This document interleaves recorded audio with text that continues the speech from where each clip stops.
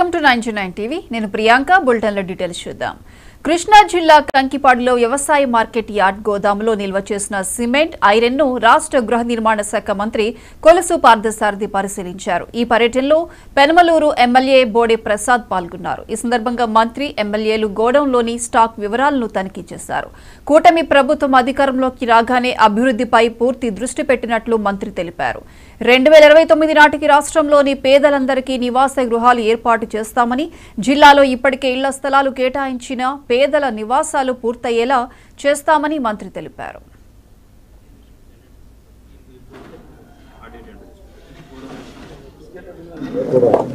ఇల్లు కట్టించి ఇవ్వాలనే లక్ష్యంతో హౌసింగ్ డిపార్ట్మెంట్ పనిచేస్తుంది.